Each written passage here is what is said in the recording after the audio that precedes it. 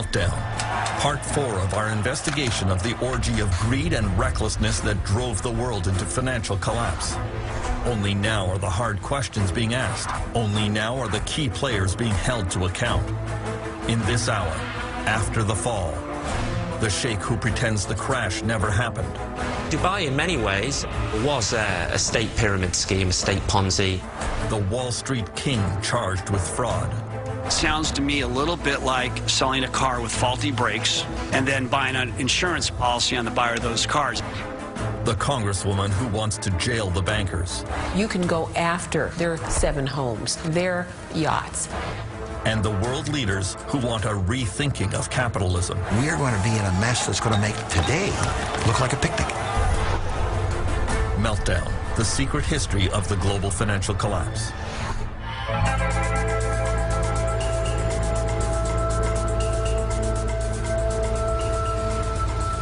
The search for the causes of the global financial meltdown has led to some evidence of fraud and corruption. In the city, the financial district of London, England, during the boom, the wild partying and flaunted excess of the banking world became legendary. Then a deep throat appeared, someone who was telling tales out of school that could get everyone in trouble.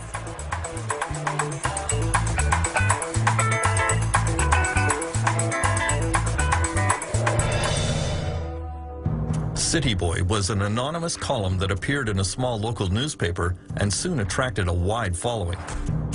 Eventually, City Boy was revealed to be the 35-year-old extremely successful investment banker, Geraint Anderson.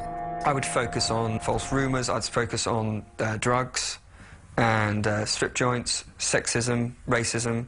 I would tend to focus on the less salubrious sides of the city because I wanted people to, well, I suppose those are the things that were causing me stress and grief and making me feel rather dubious about my job, and so I wanted to just relieve, go into the confessional and tell everyone about it.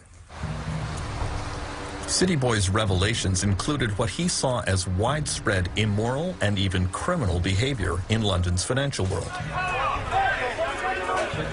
He says traders would regularly conspire to circulate false rumors about a company in order to drive its stock price up or down, depending on the bets they had placed. He says that every day traders were feeding each other inside information that would allow them to illegally profit from deals. And that mentality was all-pervasive. Insider trading, the spreading of false rumors, was becoming more and more prevalent. It was basically genuinely a Wild West casino. It was a get-rich-quick. The good times are going to stop rolling at any minute. We've got to make our money. And I found it quite disgusting in a way. I had a very religious background. My grandparents are missionaries. My father was a Labour MP. I was a hippie. What the hell was I doing in this world? The low-level fraud revealed in Britain was nothing compared to the behavior discovered at senior corporate levels in America.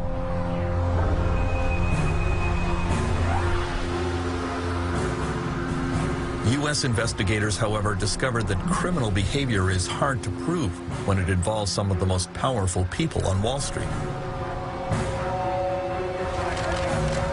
The first 2 U.S. executives charged with fraud were Ralph Cioffi and Matthew Tannen, who ran a giant hedge fund at America's 5th largest investment bank, Bear Stearns.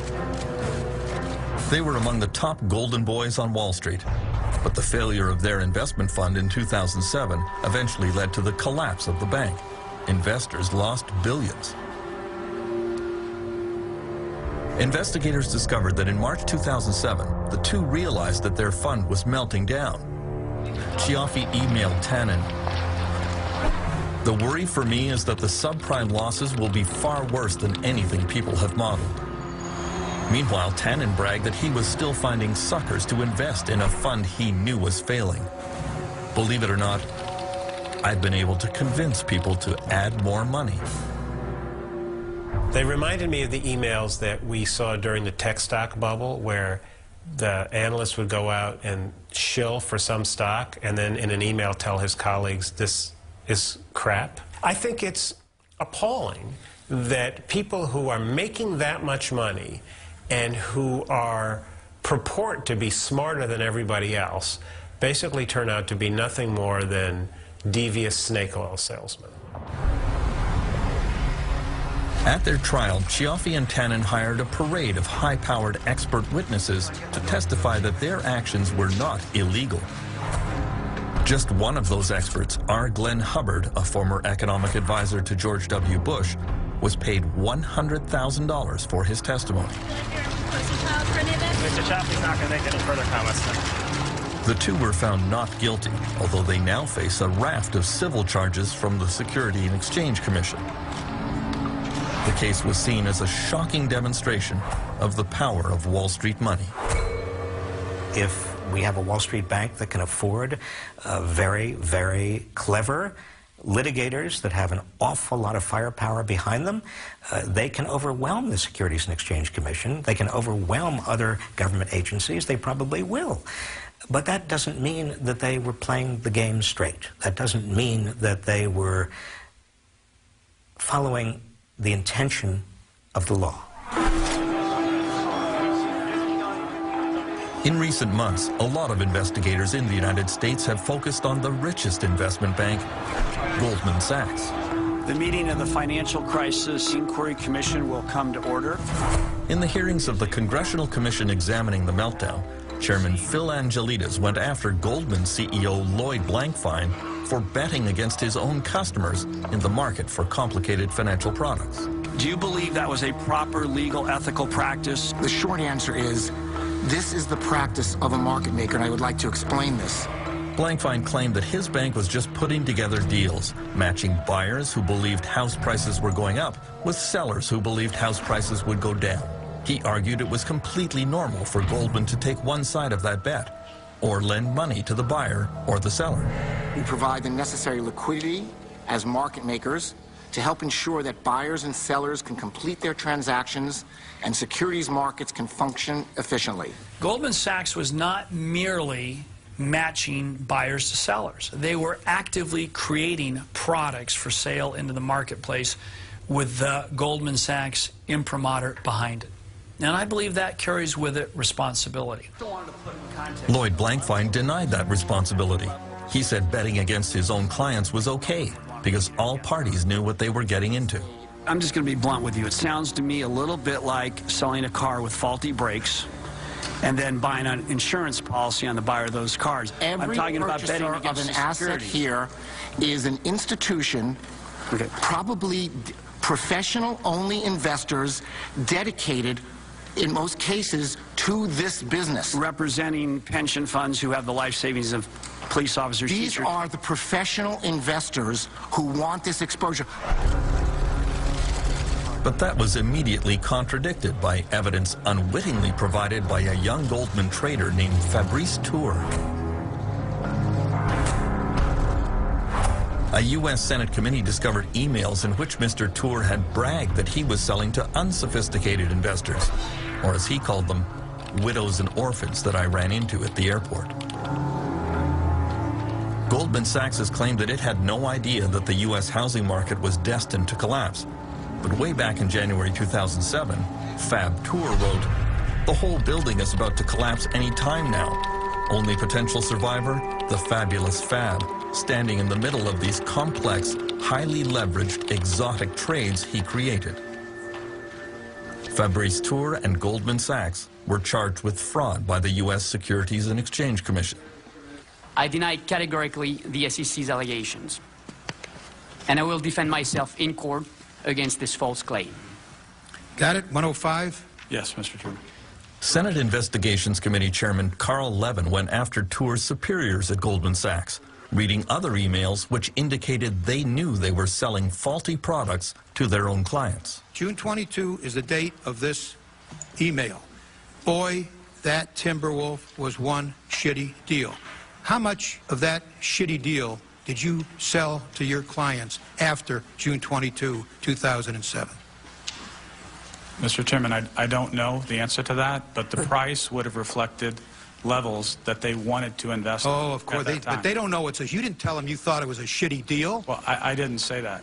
Come on, Mr. Sparks. Well, Mr. Chairman... Should Goldman Sachs be trying to sell... And by the way, it sold it, a lot of it, after that date. Should Goldman Sachs be trying to sell a shitty deal? Well, Can you answer Again, I that didn't one? use those Can you words. answer that one, yes or no? I mean, we expect, I think, when we go into the hardware store or when we go into the toy store for our children, that when we buy products, that they're good products and that the people selling them stand behind them. It's really the nature of responsibility in a society and an economy.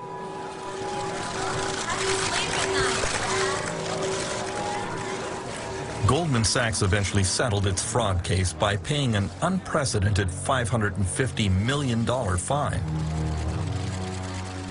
But several members of the U.S. Congress sent this letter to the Department of Justice, officially requesting a criminal investigation of Goldman and its senior executives. One of the reasons I'm interested in criminal proceedings is because you can go after their bank accounts. You can actually pry open, claw open their accounts, their personal accounts, their 7 homes, their limousines, their yachts. You can go after. I'm looking for justice for the American people and how we're going to get the money back that our people are owed. Only 2 days after Goldman Sachs was charged with fraud, Chairman Lloyd Blankfein authorized a $5.5 billion package of new bonuses for his executives. That was somewhat galling to members of Congress who had seen the company benefit to the tune of several $100 billion from the U.S. government bailout. Goldman Sachs was not a normal bank. It was a speculator in the market. How would it be if you went to Las Vegas and you gambled all your money away? And then, at the very end, when you said, oh my goodness, my bad behavior should be rewarded, right? And you get the government of the United States to pay for your losses in Las Vegas. That's a great deal. That's what he did. And they not only took their losses and gave them to someone else, they paid themselves bonuses for doing it. The search for fraud and corruption behind the meltdown was also underway in Europe, where some high-level con artists are going right back to business.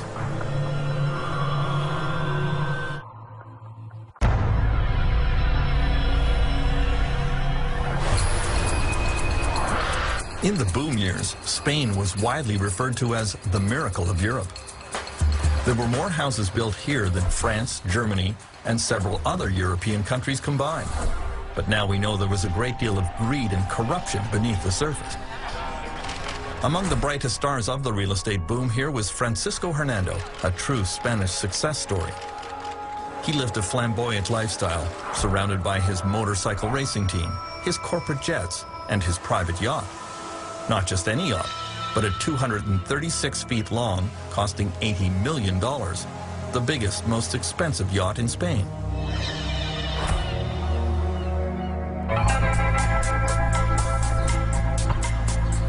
In 2004, Francisco Hernando built what was supposed to be his crowning glory near the town of Cesena, 1 hour south of Madrid, a giant condominium development the size of a small city. There were 89 buildings containing 13,000 apartments. The project was approved in record time. His town would bear his personal imprint, a community garden named after his wife, Maria Odena. And near the entrance, a 20-foot statue of his parents. He hecho la fiesta para mí, para los que me han comprado los pisos, los que han confiado en mí. At the gala unveiling of the project, Hernando was treated like a rock star by the Spanish media. Then a young reporter started to examine the story more closely. Bueno, así a primeras dices, pues qué bien, ¿no? Everyone was saying, wow, that's great, that's wonderful, he's a self-made man. El problema es cuando te metes en esa historia y empiezas a The problem is when you dig deeper into the story, you discover that the project was approved in record time with no provision for things like water, roads, health facilities, all things that should be provided for families living there. It wasn't normal to see it approved with all these shortcomings. Alejandro Ramon soon discovered that the Cesena project had been arranged with massive bribes to the mayor of the nearby town. The mayor was arrested. Journalists investigating Francisco Hernando's previous projects found a similar trail of corruption and bribery. He did not welcome this new brand of media attention. Today, Hernando's showcase development of Cesena is a ghost town. Without all the proper hookups for water and sewage, very few people could actually move in. There is just one empty building after another, connected by deserted streets. Because of the meltdown, the market for condominiums has collapsed. Francisco Hernando has evaded prosecution because Spanish police have not yet been able to prove that he was the source of all the bribes. In a fit of pique, he announced that he's taking his business out of Spain and moving to Equatorial Guinea, where he is already involved in another scandal. We've seen this guy do the same thing over and over now in different countries. I don't know if this guy knows how to do it any other way. Maybe that's just how he does things. Over the last 2 years, criminal investigations in Spain have resulted in dozens of arrests. In the city of Marbella, almost the entire town council stands accused of accepting bribes from real estate developers. Because of the meltdown, 2/3 of Spanish municipalities are now facing bankruptcy. The crash has been even more spectacular in a bigger real estate boomtown.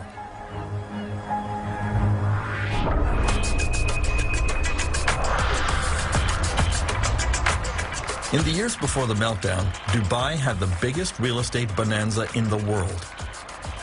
Then the market here tumbled, losing 50% of its value, leaving Dubai virtually insolvent. You would think that would upset Dubai's supreme leader, Sheikh Mohammed bin Rashid Al Maktoum, but apparently not.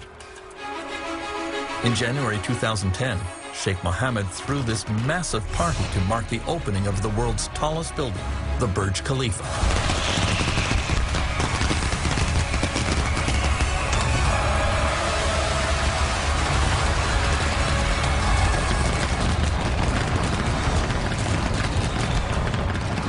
Sheikh Mohammed calls himself Dubai's CEO. He always claimed that he ran his government according to strict business principles, but now many are quietly questioning his judgment and his leadership. Well, I think when you portray yourself as the CEO of Dubai Inc., if a company goes bust and disgraces itself and leaves a lot of people indebted, normally, in order any restructuring, the CEO has to be replaced. The problem in a traditional monarchy or an autocracy in this case is that the CEO remains. Government and business officials in Dubai have followed the Sheikh's lead.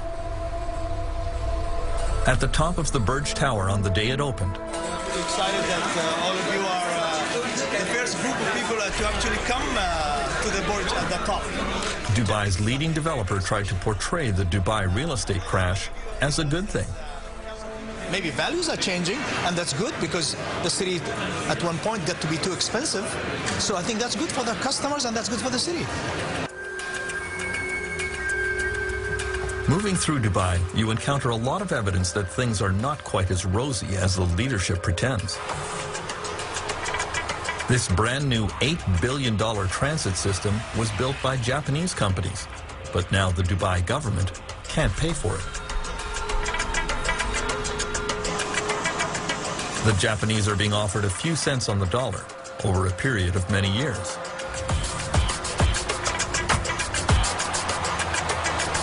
Before the crash, Dubai was home to the world's greatest collection of building cranes. But now the construction sites have ground to a virtual halt. Many of these real estate developments have been spurred on by speculators who never intended to occupy the units, only to flip them for a profit. The government here did everything to encourage the scheme. To many critics, that was fraud. Dubai, in many ways, not to be too uncharitable, was a state pyramid scheme, a state Ponzi. It relied on more people coming in to buy the properties or even the deposits of people who'd been there a little bit earlier than them, and it had to keep on going. The crash when it happened in Dubai was like a game of musical chairs coming to an end. The fools who were left with these half-finished properties, or in some cases patches of sand, were unable to sell on the premium because they were worthless by this stage. In the ultimate denial of reality, Dubai is moving right into its next real estate mega project called The World. It is a series of islands off the coast, roughly in the shape of a world map. Developers are supposed to buy the islands and build their own tourist facilities on them. Austrian Joseph Kleindienst has bought the islands of Central Europe. The first island to be developed will be Germany. Joseph believes passionately in this project. His dream here includes hotels and condominiums to be used year-round by German tourists. Why would those tourists come here when the temperature in Dubai reaches 40 degrees Celsius, which it does for months at a time? Easy. Joseph says he's going to air condition entire streets. The R&D Institute from Germany, the Fraunhofer Institute, came up with an excellent idea to help during this time. We will build a 1.6 kilometer long boulevard, climate controlled, so that people can walk outside 12 months a year and enjoy the climate controlled boulevard. Joseph's optimism seems hard to justify. The parent company of the World Project has announced that it cannot pay its debts to its many creditors. The international skepticism about Dubai is only growing, especially because the government here has been very secretive and even disingenuous about the state of its finances. Dubai's proposed island paradise with air-conditioned streets may be a harder sell than they imagine. I believe there were even plans to have refrigerated beaches in Dubai at one point, and I'm not sure in the post-credit crunch world that the smart money will be going to Dubai in quite that way anymore. Transparency, due diligence and sustainability will be the watchwords of the next decade, and Dubai fails on all counts. I wouldn't feel particularly confident if I'd invested dozens of millions of dollars in purchasing these patches of sand.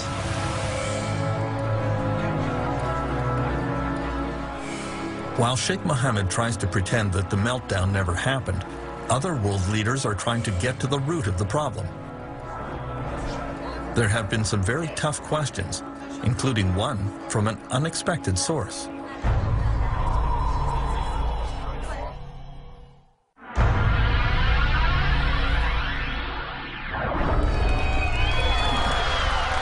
Queen Elizabeth has lived through the Great Depression, World War, and numerous financial collapses, but she found the 2008 meltdown especially troubling. A few weeks after the crash, she decided to make her first ever visit to the London School of Economics.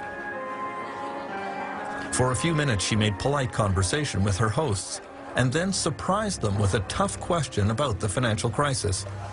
If they were all so smart, why did nobody notice it coming?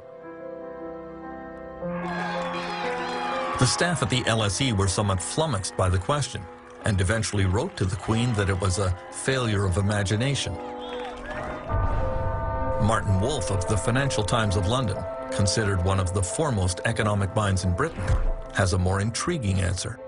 We will never foresee these things because the system is ultimately just too complicated for anybody really to understand. The economy is an extremely complex adaptive system. In fact, I think it is the most complex system we know. It has the complexity of billions of people engaged, producing billions of products over time and space. And they are people, and because they're people, they are subject to all the emotions of human beings, both euphoria and panic and all the rest of it, collectively and individually. Such a system will generate very complicated phenomena, and it will often be very, very difficult to interpret them. The United States government is also searching for what went wrong. There is general agreement that it was a major failure of the U.S. regulatory system, starting with the SEC, the Securities and Exchange Commission. The SEC was asleep at the switch. The Federal Deposit Insurance Corporation, for much of the time, was asleep at the switch. The Treasury, for much of the time, was asleep at the switch. But the drowsiness was all induced by this very, very powerful opiate called market fundamentalism. The idea that markets were basically perfect. They could do no wrong, that investors were smart, that smart investors would make all the inquiries they needed to make, that information was relatively and easily available to everyone, that therefore there could not be any problem. In Britain, the government regulator is the Financial Services Authority, which didn't do much better. They seemed easily foiled by legions of avaricious young smart alecks. Basically, the attitude to politicians and regulators is hands off, we'll do our own thing, and of course what we're trying to say there is let us abuse a system that is open to abuse so we can make vast amounts of money, and please don't hassle us. The interesting thing is that when the good times are rolling, we say, hands off, don't regulate us, stop having any involvement with us. And then as soon as we get in trouble, we come cap in hand and saying, actually, can you sort us out? So it's a heads I win, tails you lose, or as many people in Britain have said, we privatise the profits of the banks to a select few, idiots like me, and we nationalise the losses to everyone, the idiots out there, the civilians. French Finance Minister Christine Lagarde is playing a key role in the search for effective new financial regulations. You hear privately from businessmen a lot. Governments can pass any regulation they want. We will always be able to outsmart governments and politicians in particular. Thieves and cops. Oui, c'est ça. C'est le gendarme et le voleur. C'est dans la nature humaine que d'essayer de contourner les obstacles. Quand on est un petit enfant et qu'on vous donne un interdit, vous essayez de voir comment vous pouvez passer à travers. Là, c'est la même chose. Le gouvernement fixe des règles et le monde des affaires se dit, bon, voilà les règles, voilà, il faudrait que je paye beaucoup de conseillers, de fiscalistes, d'avocats, de management en consultant, etc. Pour contourner les obstacles. Il faut constamment être en outsmarting each other. Donc il faut constamment anticiper la manière dont l'autre va essayer de contourner la règle pour améliorer la règle. Donc on est en travail permanent. In the United States, the quest for new financial regulations has been swayed by the deep pockets of Wall Street bankers.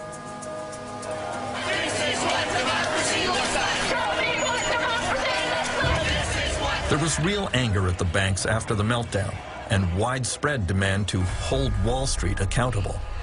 We know the financial industry is spending $1.4 million a day right here on K Street to kill legislation up on Capitol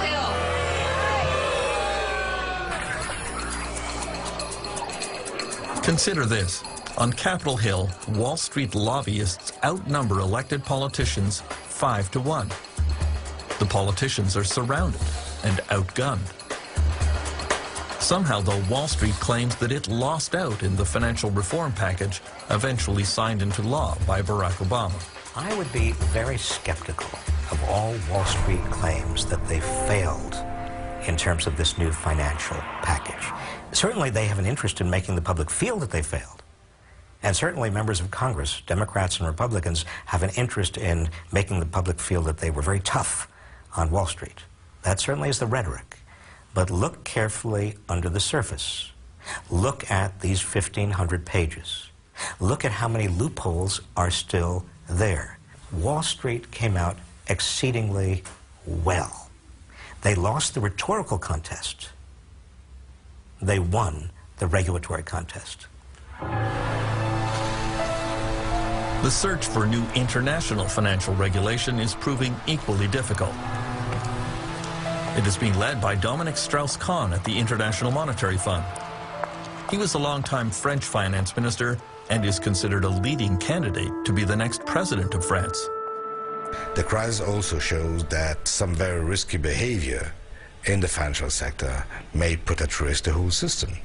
And of course, it's in the nature of the banking system to take risks. That's why we have a banking system. That's fine.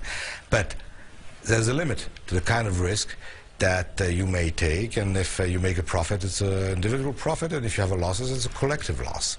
So putting in place different kind of regulation that avoid or that limit this appetite for risk is also part of what has to be done.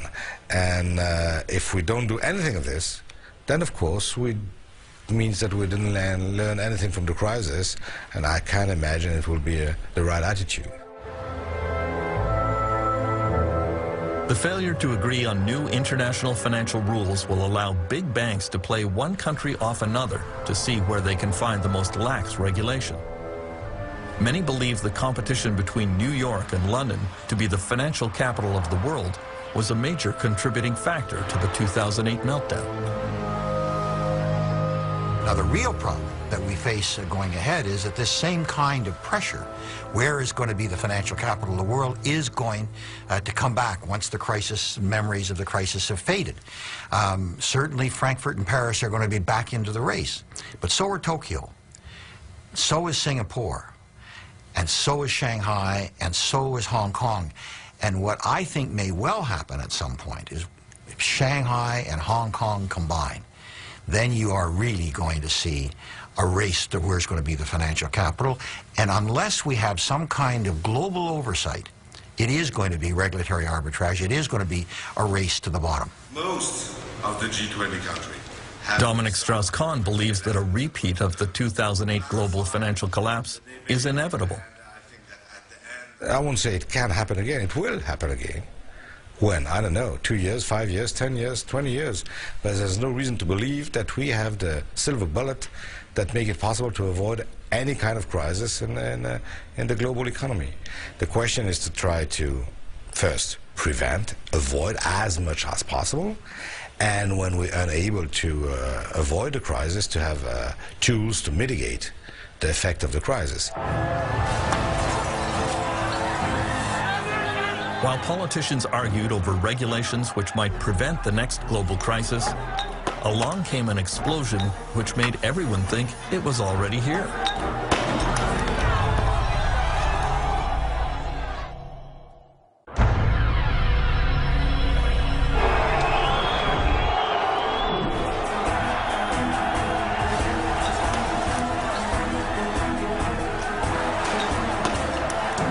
In the spring of 2010, it looked as if the next global financial crisis was already starting.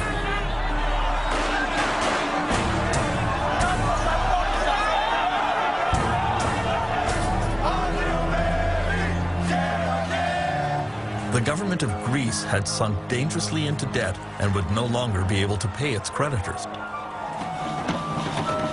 Demonstrations filled the streets of Athens as millions lost pay and benefits. Είναι δυσίωνο.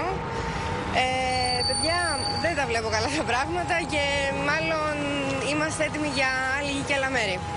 Αυτό. Είναι πολύ δύσκολο, πάρα πολύ δύσκολο.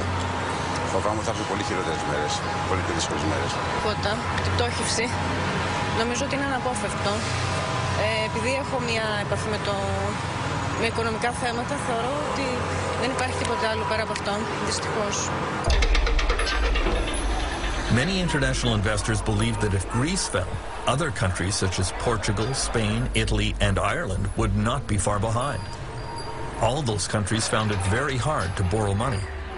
Why should I lend any money to you unless I trust that you're going to pay me back? And if you show that you are not reliable, I'm not going to trust you, or I'm going to demand huge interest rates in terms of making my next loan to you. Sovereigns are no different from banks, no different from individuals. So we've got to restore trust. Trust was supposed to be restored in Greece and other weak European countries with a $1 trillion bailout funded by the strongest European powers and the International Monetary Fund. Dominic Strauss-Kahn worries that the bailout is only a temporary solution to Europe's problems. The problem of Europe is a bigger problem than the Greek crisis. The problem of Europe is a problem of low growth. The problem of Europe is the fact that there's almost no increase in productivity, and that this huge set of countries accounting for close to 1/3 of the global GDP is just unable to, in the recovery, to take advantage of the recovery. So far, the recovery in most parts of the world has been funded by massive government spending. This was the way to quickly create jobs in everything from construction to engineering, and thus alleviate the unemployment crisis. Now, a lot of people would say you're just putting off the pain for a later date, and indeed we are. What we're doing is those governments are taking on debt to do that, and it's our children and grandchildren who presumably will eventually have to repay that debt in order to finance our little rescue today, which might not work and might only put things, put a day of reckoning off for another couple of years.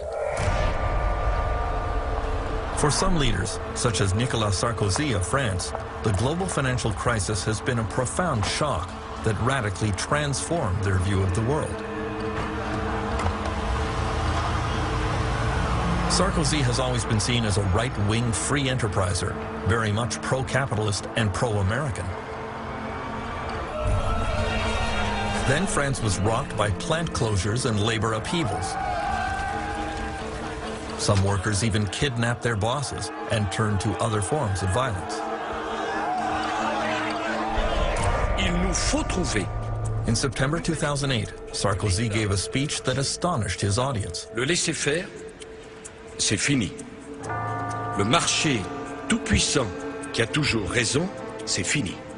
Je vous l'ai dit, je crois qu'on a tous changé au travers de cette crise. Et en même temps que la bulle immobilière et que la bulle financière s'est dégonflée, ça nous a tous permis de faire un peu un examen de conscience de la création de valeur, de la répartition des ressources, de l'allocation des richesses, de la stratégie des pays les uns à l'égard des autres, de la mesure du bien-être.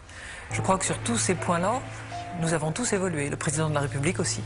Ce sont des principes simples sur lesquels je ne céderai pas. President Sarkozy has asked some of the world's leading economists to come up with new ways of measuring growth and prosperity, to give greater consideration to the environment and quality of life. He wants a rethinking of capitalism. What gets measured gets done. Si vous n'êtes pas capable de mesurer quelque chose, vous ne faites rien, vous n'améliorez rien, puisque vous ne savez pas par rapport à quoi vous vous basez. Donc la mesure des choses est extrêmement importante. Je vous donne un exemple. Si vous pensez que l'eau n'a aucun prix, vous laissez couler tous vos robinets, ça n'a pas de prix. Et pourtant, ça a un coût. Vous consommez de l'eau. Donc il faut, pour chaque chose, pouvoir fournir une valeur, pouvoir fixer un prix. While many Western nations are rethinking capitalism, China is embracing it with a fervor that could prove dangerous.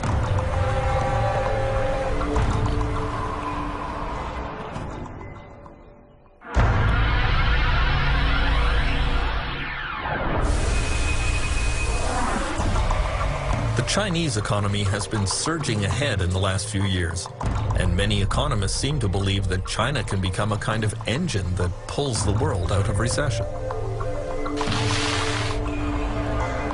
Chinese consumers are becoming richer, and there is hope that their increased spending will kickstart the global economy.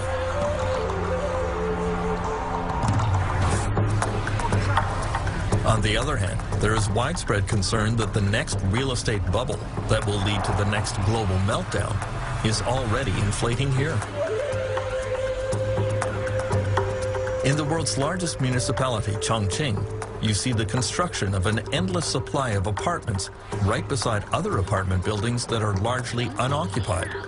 Scenes eerily familiar from the real estate bubble which preceded the 2008 meltdown in Dubai and elsewhere.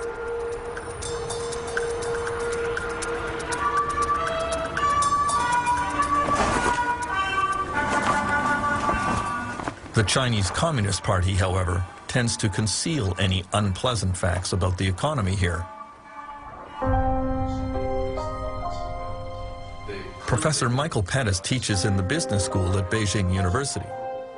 He says China watchers have to resort to odd measures to try to get at the truth about the real estate bubble. A friend of mine in Shanghai came up with a very interesting indirect way of measuring inventory in Shanghai. You know, a couple months ago we had an eclipse of the sun at 10 o'clock in the morning in China time, and it was a total eclipse in Shanghai. So his reasoning was at 10 o'clock in the morning you're supposed to be at work, so all the office lights should be on. And he just rode around the city checking out the office lights. And he said that it's not a very scientific measure, but it led him to feel that there was an awful lot of empty office space. Now there has been a more scientific study in which electricity consumption was closely measured in new office buildings and condominiums. The study confirms an enormous glut of unused office space and estimates that there are 65 million empty apartments in China, all evidence of a very dangerous real estate bubble. In the next few years, China and India are expected to take over some of the top spots among the world's leading economies, which only increases the worry about financial meltdowns starting there. If we're affected by a slowdown in the United States, if we're affected by a slowdown in Europe, what's going to happen when the two economies, 2.5 billion people, China and India, when there's a slowdown there? What's going to happen when a hedge fund fails in India? What's going to happen when there's a mortgage meltdown in China? The effect on the rest of us is going to be enormous. And the time to deal with those kinds of issues is now, before, in fact, it happens. Because if we don't ensure that Chinese banks are transparent, if we don't ensure that the Indian financial industry has a set of regulations that at least live to a minimal world standard, then we're going to be in a mess that's going to make today look like a picnic.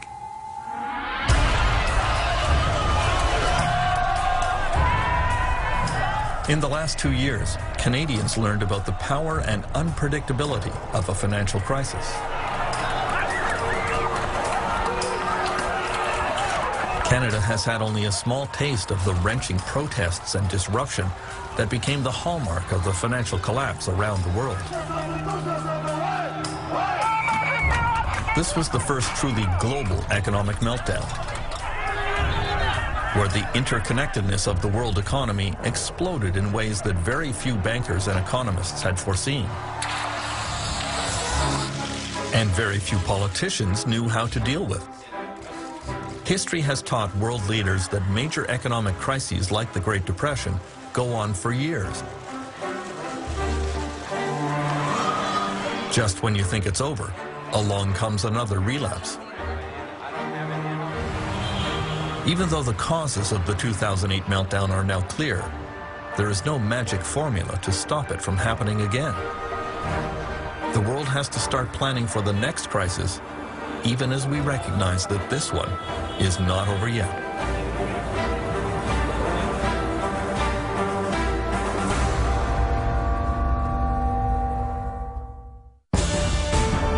In 2 weeks on Doxo, they are unique in every way. Conjoined sisters in BC have challenged the medical world and society at large. Everybody's going to see them as freaks. They're special little girls and we love them. Incredibly, they seem to share each other's senses. They can definitely see and feel what each other's doing. Fascinating is an understatement. Twins who share a brain. Next time on Doxo.